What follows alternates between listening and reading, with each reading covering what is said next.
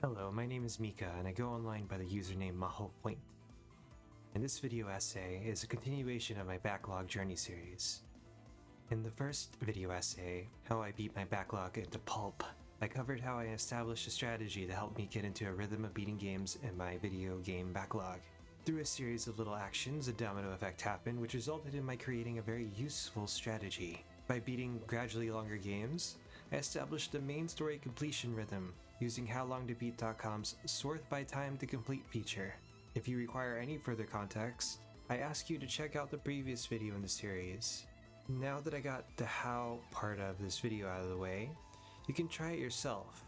After all, we don't do clickbait here. Or, you can continue with this video if you wish to hear more. The next part is a sort of log journal review sort of thingy.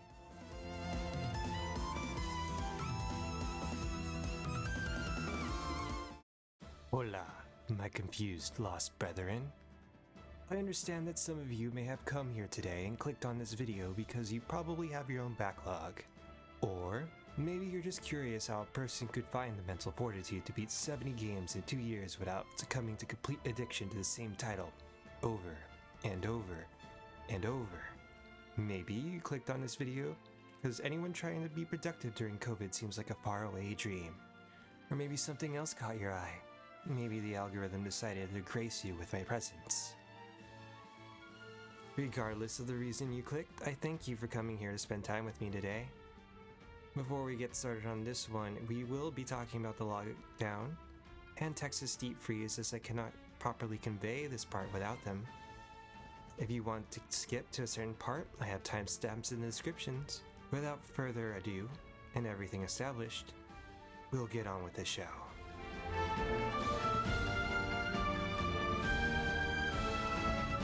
After climbing the mountain with Celeste, near the start of my second year, I was looking forward to relaxing to 2 games that released around the same time. The Mega Man Zero collection, which I had already beat while I was in high school around its initial release. I just like collecting Mega Man games. And Animal Crossing: New Horizons. As we all know, Animal Crossing isn't meant to be beat, at least not in the traditional sense. It's a game that you come back continually over the years to relax and get away from the intricate systems of more complex titles. The idea of building up your own island was very appealing. It really didn't take long for that relaxing feeling to slide down into what sometimes feels more like mechanical button poking, as the world slowly entered a lockdown a few days after its release date. Around this time, it took a few months for me to actually get back into the rhythm. I knew that at some point, I would have to complete the next games in the list, but I couldn't mentally push myself forward to do it. I was working in what I will call a gourmet high-end grocery store. The store paid very well, and its patrons spent way more. 99% of patrons complied with the lines and masking laws, with little fuss despite it being in Texas. The odd time we did get a rogue customer was few and far between, but it was still somewhat jarring. The response, at least at the outset, was strong to an extent. Yeah, lockdown happened, but something felt off, like not right. The younger employees didn't really obey the social distancing rules very well. I spent most of my time trying to get customers out as fast as possible. I kept up with my friends online, but didn't have the mental energy to reach out to every single person I know, and I have a lot of mutuals and acquaintances and friends. Between all this, from March around mid-April, Animal Crossing was how I spent time relaxing. But my established 2-hour sessions turned into reckless game binging. I had headaches, I stayed up, I felt powerless. I would bully bosses over and over and over again in Mega Man Zero by using the quick save function. S rank wasn't enough, I needed to do it again, I needed to perfect it. I needed to do something, anything to get through this. I was angry at those who conflated the ability to do the wrong thing just because it exists with the idea of personal freedom, and those that enabled that type of thinking. And I lashed out that frustration in Mega Man Zero.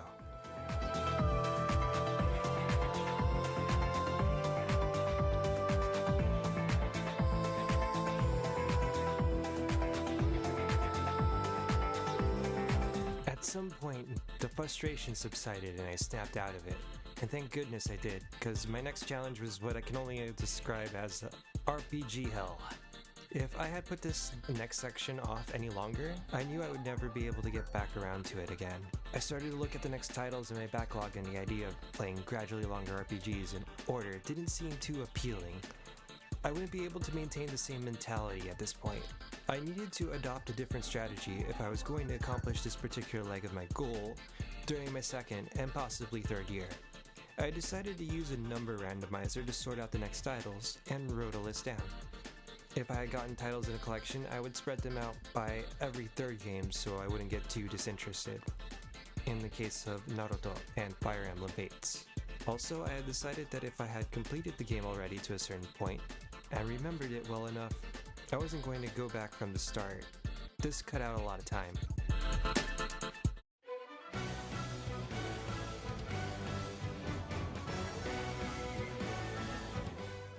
The first game to pop up was Xenoblade Chronicles 2.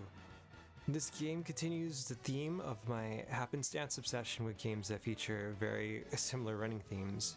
You know, like Mega Man Legends, Iconoclast, Skies of Arcadia, you know, those type of games. I had already completed up to Gormont, but kept getting my butt kicked by birds to the next checkpoint. I wasn't certain if I was just bad or the game wasn't telling me something. When I came back this time, I noticed a little side path that allowed me to get by relatively unscathed. With this new knowledge, it was only a bit more time until I beat it. I also found that having Cressette on Rex made the game relatively easier to play, as her Firecracker healing AoE abilities helped the whole team a lot. Before I knew it, I was seeking out every corner and challenging every boss I could get my grubby little scavenger hands on. I found myself getting emotionally attached to Rex. I hear that people didn't think his acting was up to par, but I hear that about a lot of characters, so it didn't really matter to me. The most important acting is to act like you're not acting at all. Rex and Pyra came across as a couple of teenagers trying to make sense of things while looking out for each other, and that touched me. I feel like people think with voice acting comes grandiosity, and that's not the point at all. That doesn't make a good RPG, it just makes you sound pretentious. I've also noticed that quite a few reviewers just have a problem with making sense of the symbolism, but I'll get into that some other time. Either way, I had a blast, and it immersed me pretty well.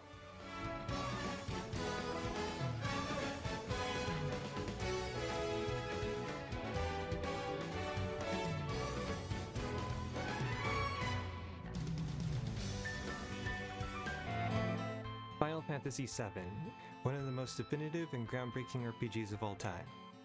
I had played Final Fantasy VII a while back on PSP, but lost interest for reasons I can't fully describe. Maybe it was college or life in general, but it laid there fallow. When the re-releases came out, and today we're strictly talking about the original version with the new 3x speed setting that had at the time recently released for Switch, I knew I had to jump in on that. The fast forward feature really helped with grinding, and I liked the intricate customization system in the form of materia. Surprisingly, these two games back to back share some writing themes, but the beats are completely different. While I knew a lot of the iconic spoilers about this game from forums long ago, in ancient times, I didn't realize how much the immersion and attachment to the characters played into that. The dialogue in the game was extremely natural and among probably the best writing and localization I've ever seen for a 90s game. I was also surprised at the game design maturity of the title, as Aerith's powerful healing limit breaks act as a sort of accessibility option for the novice player, but are taken away near the end of the first disc, when most of the materia abilities have matured and you've had some customization put in. Tying in game design, writing, and emotional attachment is something I've seen later games do, but never did I think I would notice it as early as here. I will admit that at times I used this hard-coded invincibility cheat to use a full party heal, as I just didn't see the point of buying tents, if it was just going to make me waste more time trying to grind for weapons.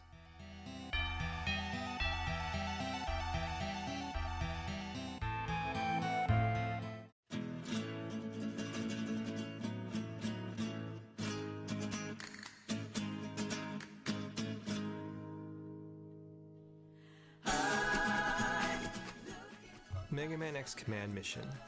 I've had this game about the same length as Skies of Arcadia. It's a relatively straightforward RPG, with some action and quick-time minigame-like elements. The game also includes a dash action, but it's not for action elements, and it has random battles. I can't help but feel this game could have benefited from the same enemy encounter system you see in Persona 3 and the Tales of series. I restarted this game once. Both times I stopped at the desert base. Probably for the same reasons I put down most games that I bought from this time period. Combination of not knowing anything and getting distracted by life. I don't have much good to say about it actually, but the Paper Mario-esque minigame and sub-weapon QuickTime minigame stuff was my favorite part of it. To be honest, I don't have anything bad to say about it. I even like the campy voice acting.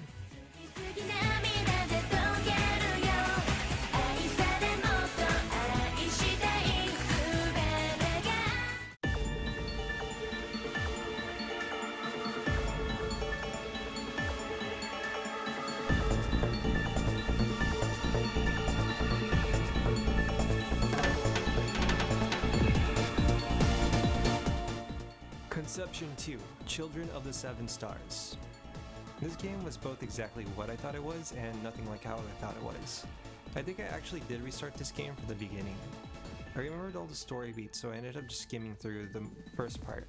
I feel like most people approach these types of dating sim-esque JRPG style games in a way that they have to do things to achieve the girl that they like, but I don't really roll like that.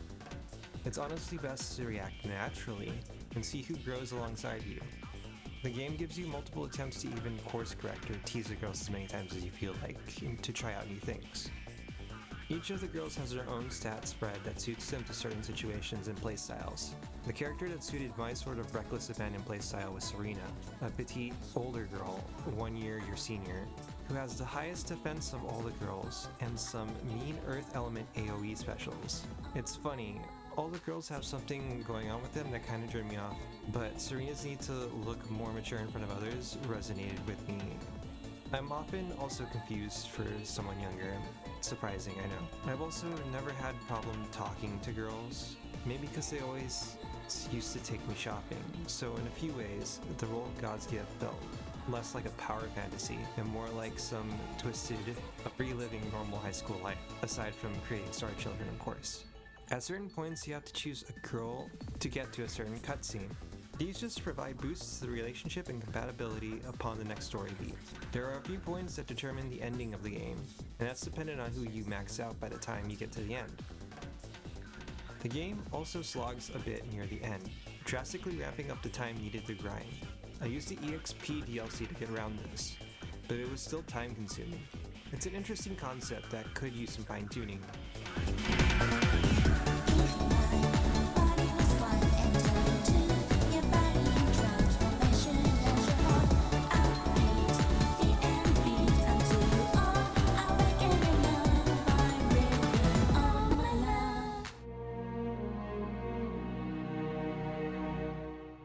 Xenoblade Chronicles Definitive Edition.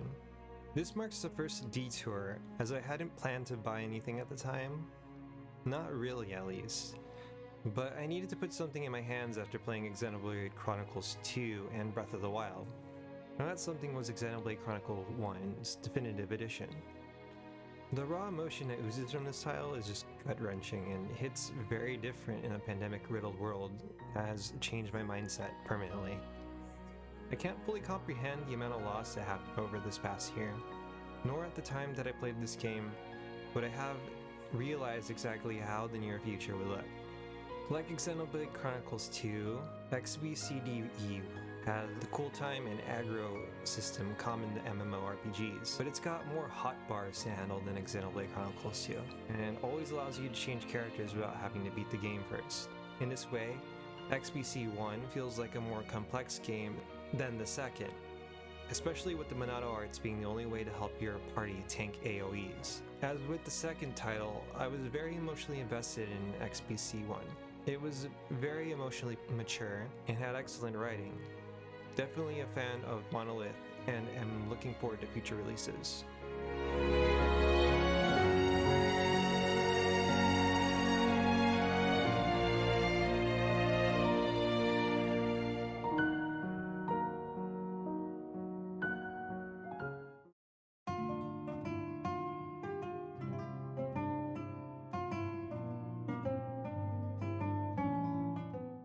Elder Scrolls V: Skyrim.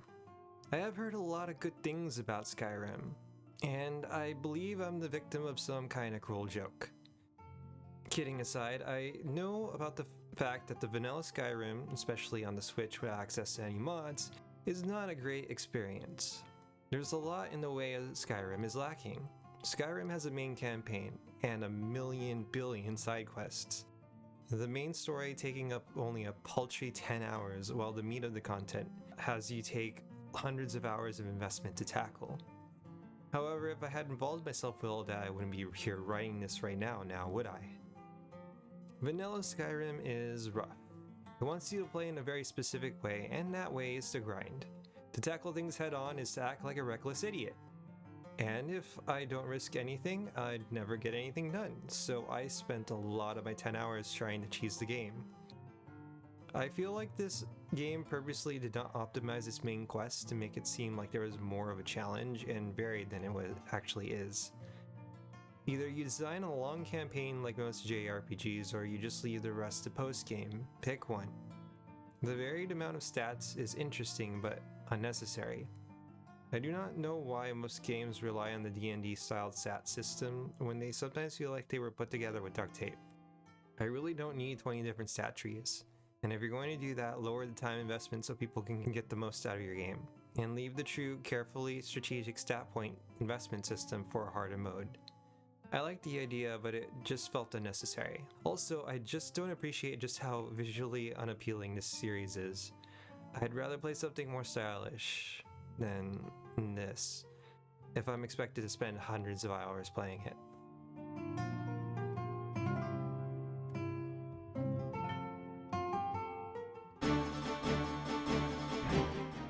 Final Fantasy IX. I'm not sure how else to start talking about FF9 other than wow, what a freaking masterpiece. FF9's art direction aged very well, and its characters and writings were very well done. The game had fixed some of the problems that they had with FF7 in this title game design-wise, as both the MC, Zidane, the healer love interest, Princess Dagger Garnet, had moments where their storylines would diverge, allowing each character's abilities to shine in different situations. The ability system was very well done, granting abilities automatically and letting a character learn it as they leveled up. The 3x speed mode allowed for grinding in sections with long pauses to take relatively little time. I also liked how Zidane, a thief-class character, was the only one imbued with the power to mug and steal items from enemies. If done right, Zidane could steal stronger weapons that wouldn't be available until later in the game early. This allows your team to get access to abilities far sooner than normal. I kind of felt like this was a statement on Zidane's character, like if he wasn't stealing stuff for himself, but to help his friends learn and grow without having to spend money of what would better be suited for armor or later weapons. As for the story, like most of the RPGs I had been playing around at this time, I was extremely invested. I really enjoyed all the character interactions. It was an amazing time.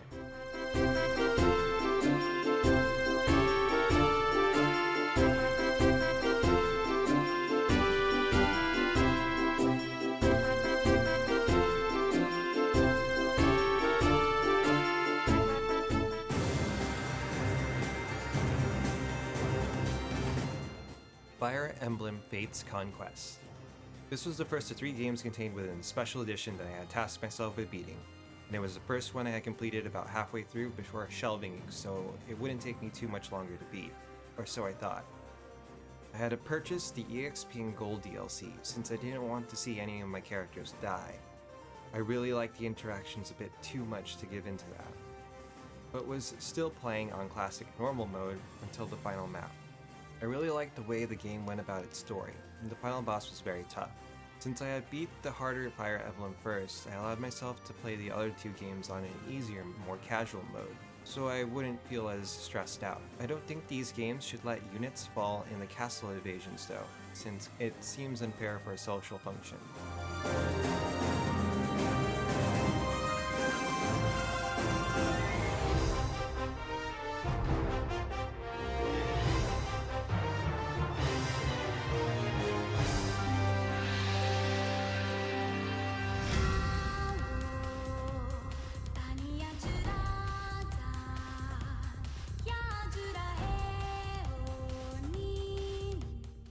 Dragon Marked for Death.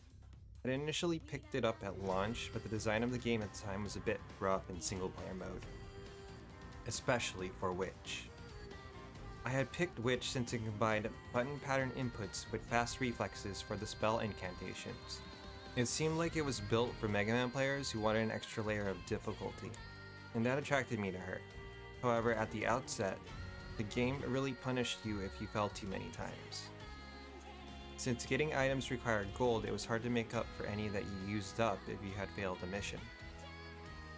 Inti Creates actually sent out a survey, and I asked them to put in a material system to make up for the time sink to make it more bearable.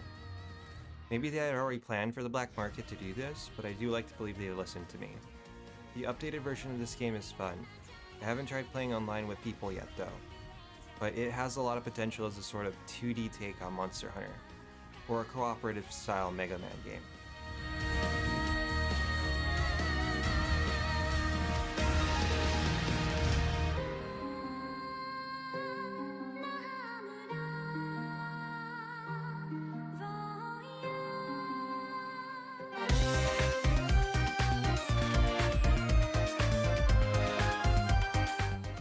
DigimonStory CyberSleuth. I had this game on PSCB but never really beat it, and I have bought the collection for the Switch and still stopped about halfway through. Either way, I had decided to complete it this time. Unlike the first time, I got a little bit further and only had the second part of the game to complete. This game has a way of helping you beat time sink by allowing you to put Digimon in a farm and then giving them a training regimen, and then letting your system sit in sleep mode. Unfortunately, unlike Pokemon Sword and Shield or the Pokepelago and Sun and Moon, you have to have the game on in order to utilize this feature. Still, it made me feel like I was playing with a V-pad. Digimon Story is actually a pretty neat cyberpunk game that reinterprets modern digital age problems as being caused by Digimon.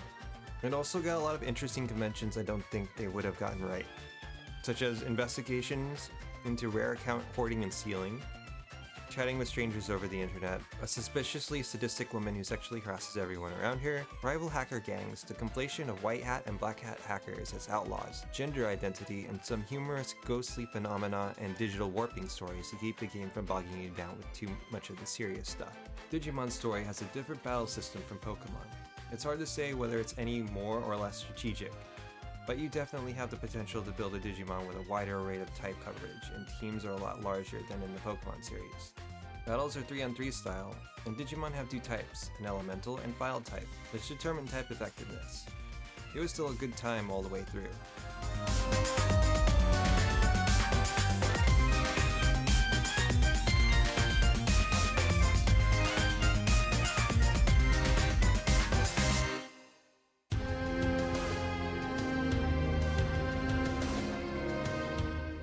Naruto, Ultimate Ninja Storm. This one's just a standard arena fighting game, but I did like the quick times cutscenes and story mode. It does have an interesting battle system that relies on items for support. I can't help but think that a Naruto game would look a lot better as a Warriors title than the generic 3D anime fighting games of the PS2 and 3 era.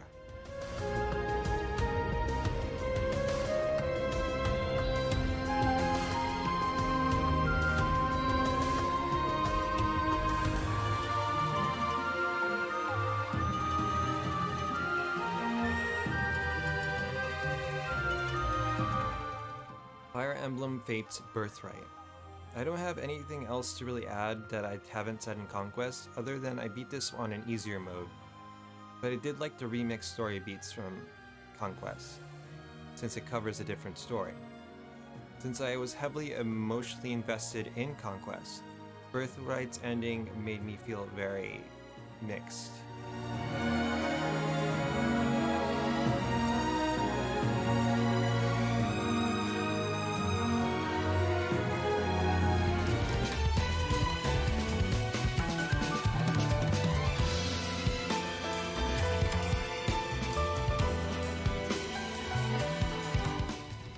Xenoblade Chronicles 2, Torna, the Golden Country. Torna improved on a lot of things that were lacking in the main game, and allowed for more options for the switch-in system. And yet it's a pretty meaty experience for about 20 hours of gameplay. It jumps really quick to 100% too, and it made me appreciate the game that much more.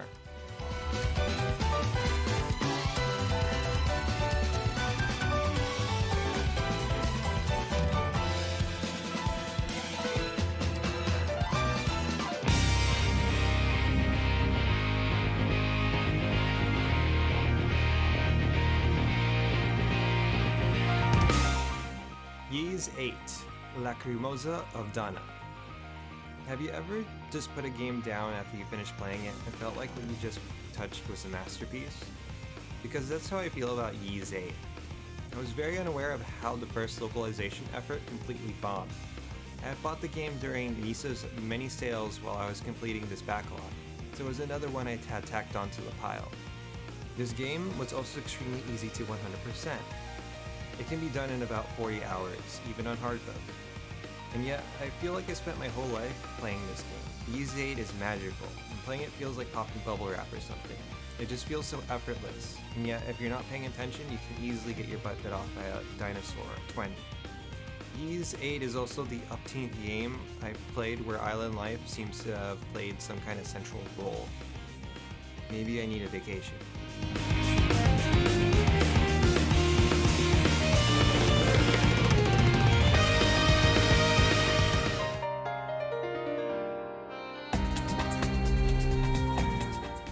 Naruto, Ultimate Ninja Storm 2.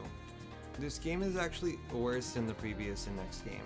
They had removed the giant map and made it more concise, got rid of the minigames, and done the EXP story scenario unlock system, but then gave you this long map to traverse for forever for what feels like no real reason.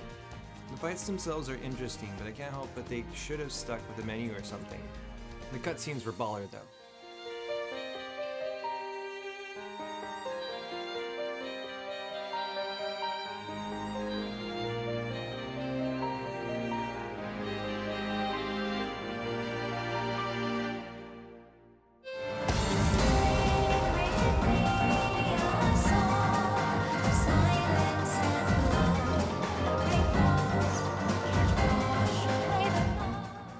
Emblem Fates, Revelations. Nothing else more to add, other than I appreciate the twist ending and that it felt more sad losing one of the main characters than the other. Why can't Ryoma just be a happy man?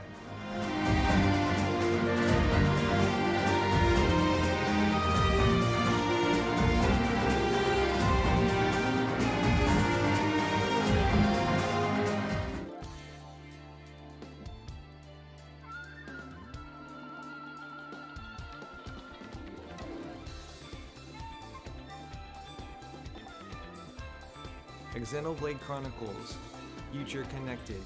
It was nice to have one more bit of free reign in an open world area to explore.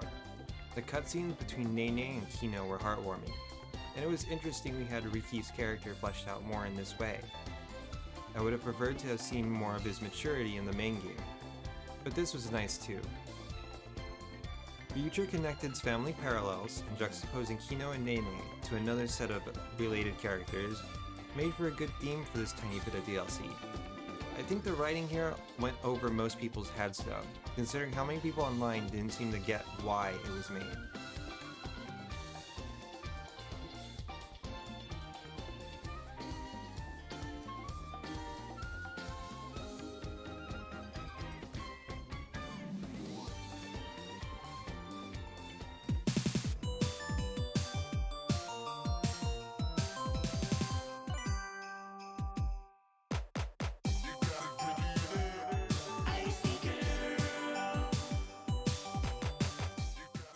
Hypnospace Outlaw. Another case of me just buying a game to smack in the middle of my backlog. I was starting to get a little worse. Hypnospace is what I can only call a combination late Web 1.0 simulator / detective game / visual novel. It's also a relatively short game, once you know what you're doing. I recommend playing in handheld mode on Switch, since you can use the touchscreen to navigate web pages. You can also hook up a keyboard and mouse to the system. It was a nice break from RPG hell.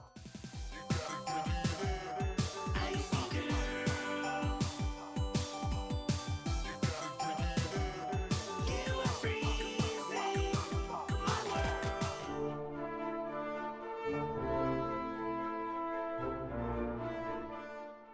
Dragon Quest II: Luminaries of the Legendary Line. DQ2 is much more improved over the first game, with more of a story, more party members who join you on your quests with their own specific roles to play, and a larger world to explore. I can see why the DQ games are so definitive, and was definitely starting to see why the series was so popular.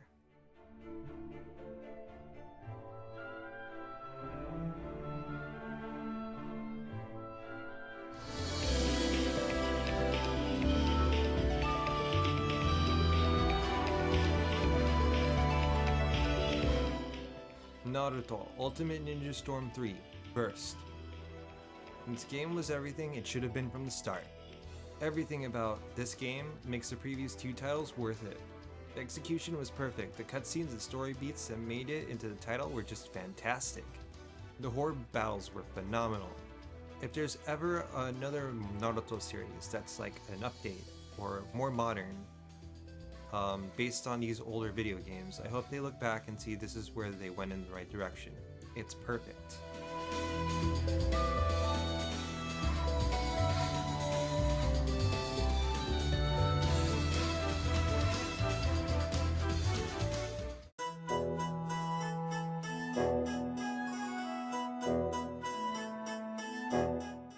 Tales of Vesperia.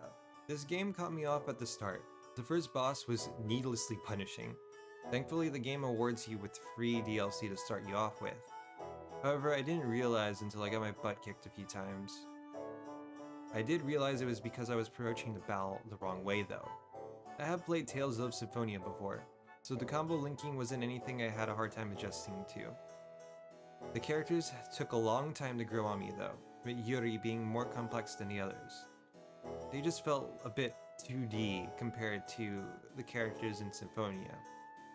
It's not a bad game though, and eventually things got interesting by the time we rolled up to the Colosseum.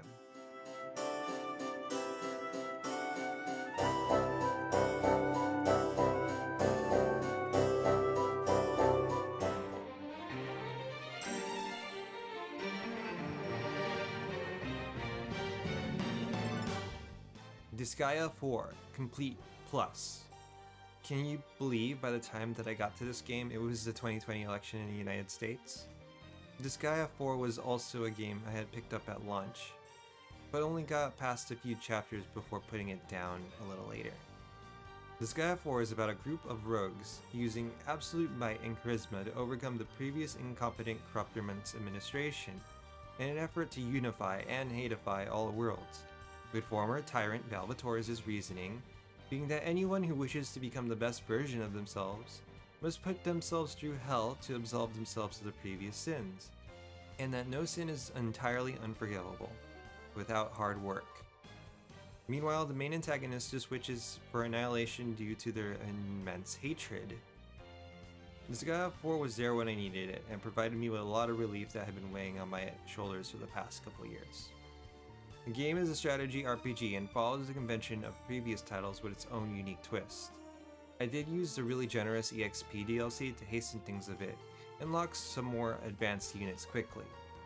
This was the longest title I had played too, with the main story taking me longer than any of the previous games I had mentioned in this list.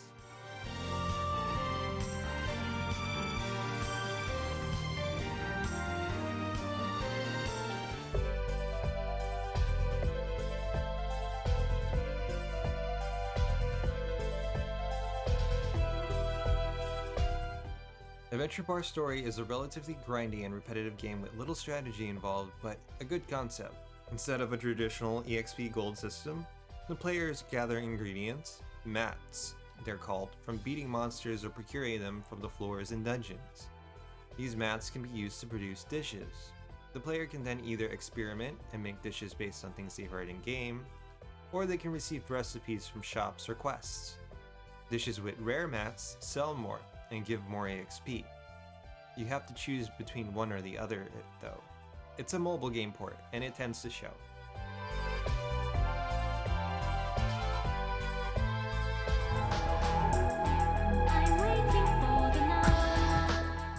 Moon Remix Adventure RPG. Moon was a very fun time. It seems to predate the time-based gameplay you see in Majora's Mask and Pokemon Gold and Silver in terms of when it was released. Moon labels itself as an anti-RPG, with the main character spending time figuring out puzzles in order to rescue the souls of creatures slain by the hero, who is on his quest to gain even more EXP. You learn a lot about the lives of the people living in the game, and how the monsters play into that.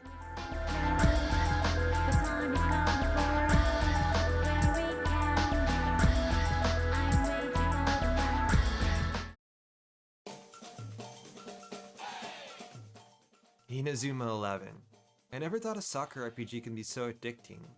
However, the game suffers from a lot of grindy elements that slow down the story.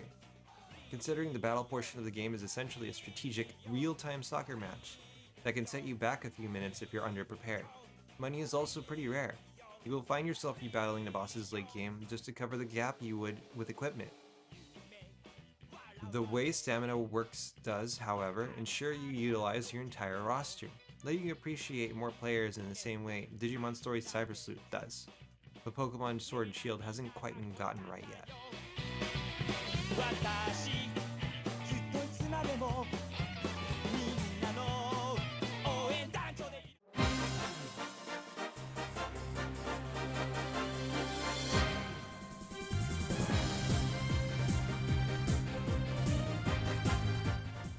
Ace Attorney, Phoenix Wright, Dual Destinies. I love Phoenix Wright games, and I don't have really much to say about this one. I mean, if you know what a Phoenix Wright game is, or you like visual novels, you like this one. There isn't an Ace Attorney game that I haven't liked. This game was a bit more obvious with some of its late game revelations though, but it was still heartwarming.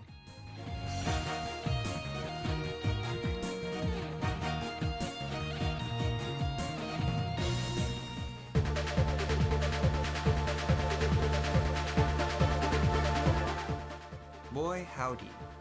I didn't know how divisive this game would be, but I did want to support the remaster of a title that essentially had most, if not all, of its assets previously lost. The only way I can describe Final Fantasy VIII is a limited resource survival RPG. It is the bridge gap between a survival game and an RPG, limiting your spells to a specific cache and money in the same way as the Resident Evil game limits your ammo at any given point in time. However, it feels like it commits to the style of play too much and too little at the same time. It's hard to describe. I won't spoil the story here, but another point of criticism most people have for this game, and especially in the West, is a late game plot point that seems a bit too convenient. But to me, it actually seemed like a reference to the anime Cyborg 009.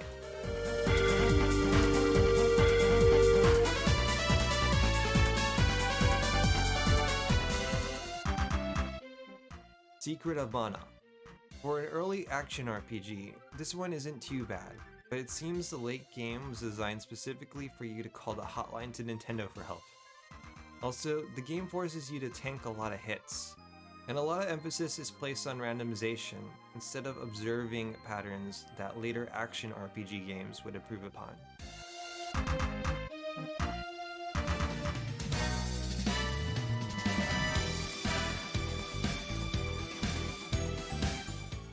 Yu-Gi-Oh! Legacy of the Duelist, Link Evolution. Yu-Gi-Oh! Is the card game I'm most fond of, and the one I have the most memories about. People would get into Yu-Gi-Oh! Back in high school just to battle me or my friends. And likewise, I would get into other card games just to take on others. The game lets you fight through the main scenarios of the anime, covering all protagonists, and lets you test out a whole bunch of different pre-built deck archetypes. The game also has every Yu-Gi-Oh! Card in existence up to its release date. Well, in this case, re-release date. This one is long, like 60 hours of trial and error long. It's probably shorter if you choose to make a main deck, instead of using the story-based ones like I did, but you'll get more out of it that way. The last section of the game, featuring the Link card system, a system that combines the style of gameplay you see in Tetramaster with a system I can only describe as something that combines sliding puzzles, or Go. Since it has no storyline and recently had a DLC update, I didn't complete it since it was outside of the scope of what I had considered the main story. This was the last game I had completed in 2020.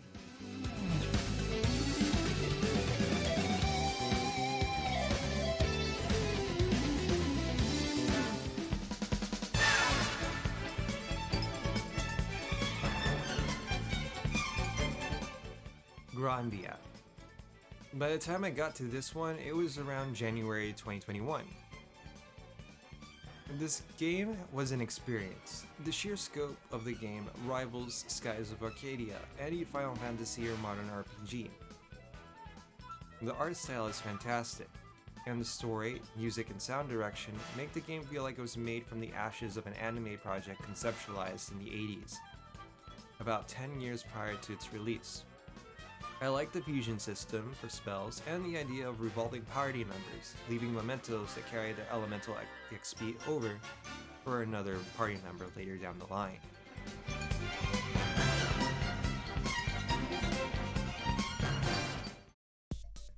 Alright.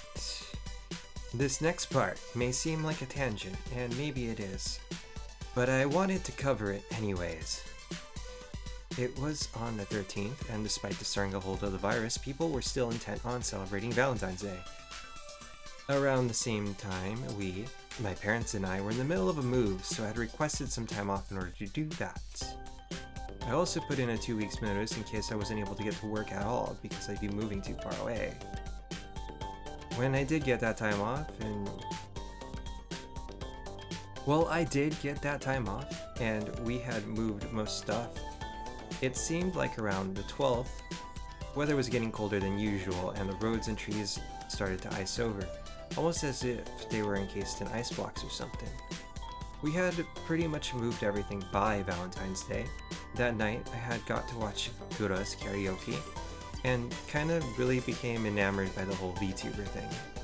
That was starting to gain momentum at the time. However, the next week was kind of a cocktail of mixed emotions. See, the freeze had started to get worse. No one could get to work or stores. The shop, the rolling power outages, in which some people, including one of my father's coworkers, froze to death. I learned how to defrost and steam wood to prepare it for a fire on my own without the internet. As there wasn't much internet at all, let alone power, I'd waited for an opportunity to save a whole bunch of videos from HBO Max up to my iPad for my mom to watch. I couldn't really muster the strength or energy to play games at the time, as it had been too cold. I was too worried and somewhat depressed. Luckily, I had the foresight to buy tons of cans of sardines and a huge bulk of lentils, so it wasn't like we were hurting for food or anything. As the weather slowly went back to normal that week, I found myself watching Hololive more and more, specifically Gura. She kinda helped me in her own weird way get through a mostly painful week. Since her rendition of the Welderman also felt kind of prescient, it became kind of a beacon of hope throughout the disaster. Don't read too much into this part, I just really wanted to, touch on it. Like, it seemed really important to me, and that week was pretty heavy.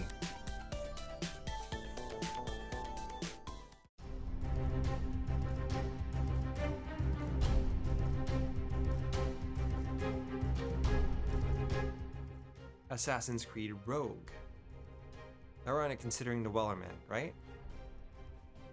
Yeah, the next title on my list was Assassin's Creed Rogue from the collection. This one appeared in the randomizer before Black Flag, and I'm honestly glad for it. Gameplay is a lot smoother than that one, and it's fun controlling your own ship to take down others and loot others on the open sea. The ships even control a lot better. The story was great, and the different settings were neat. I'll get into Black Flag in year 3, but I can tell you I enjoyed this title far more. It wasn't a very long game to play either, but I had tons of stuff to do.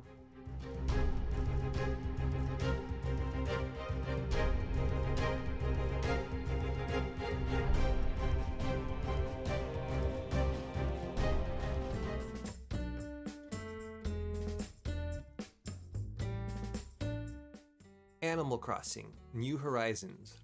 By the time it came to February, I had finished paying off all my loans in Animal Crossing: New Horizons. Talk about a bookend, right? As I said before, it's a fun game to come back to over the months and years and slowly pay off your loans and build things up, rather than a week of heavy binging. I really enjoyed this title.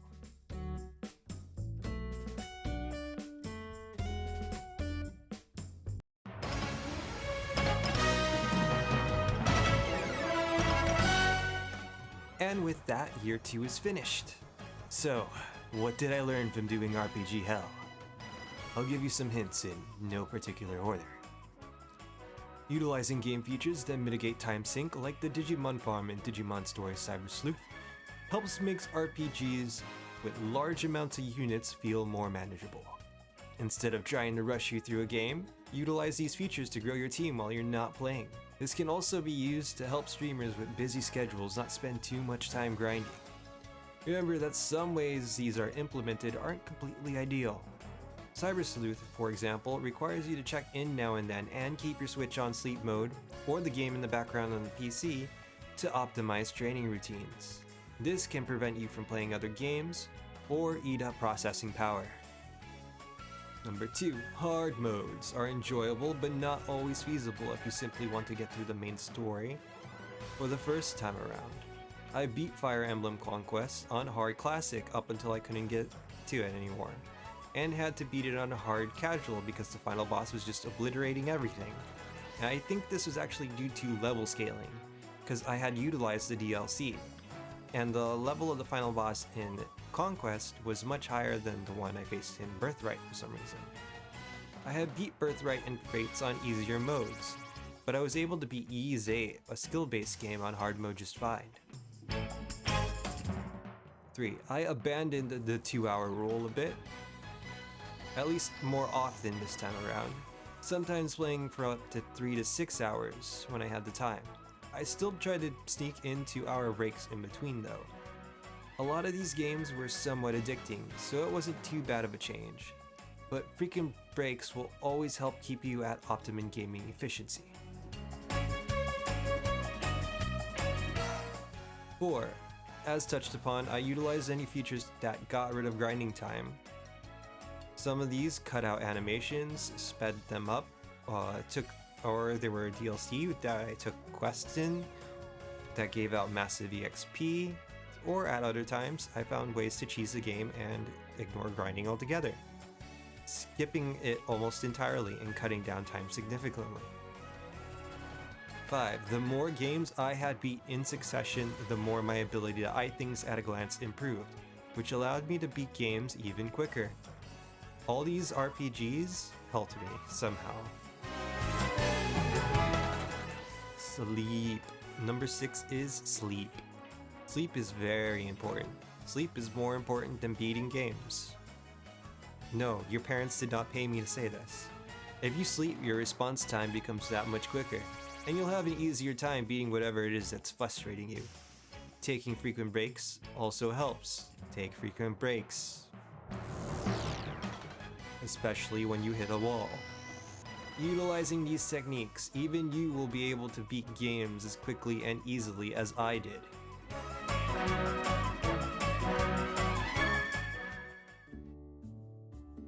Alright, and we are at the final stretch of this video. I'm not sure what to really put here in the aside. I even contemplated whether to just put, game clips like I did last time, or do this new PNG tuber thing that, to be honest, is kind of like, feels a little bit more intimate. After all, I'm not really editing anything out like I usually do for the regular part of the video. So anyways, I've said everything I wanted to say so far. I had it all written down and everything. Even went a little bit more in depth with touching on whatever stuck to me while playing games, which is more than I can say about the previous video, at least.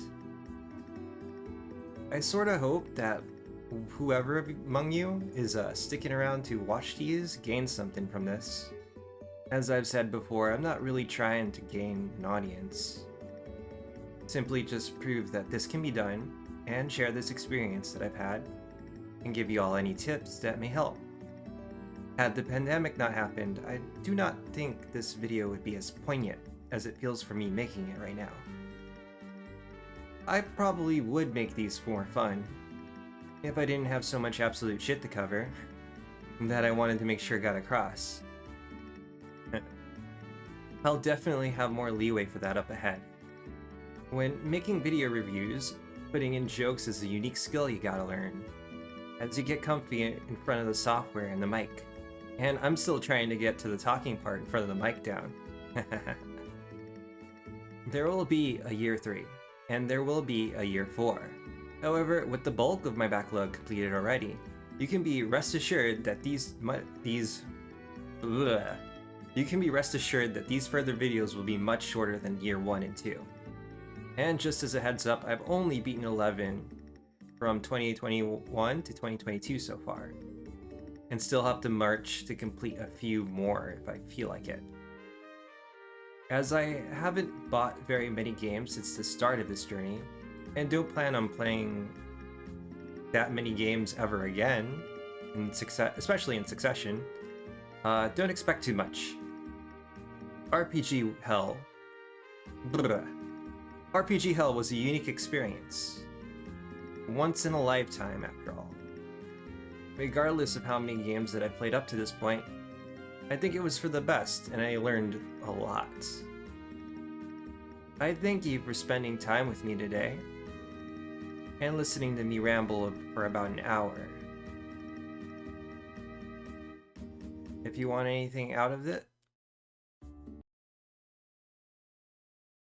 if you got anything out of this, please leave a like or a comment if you wanna. Sorry, I had to stop the music there. Bye.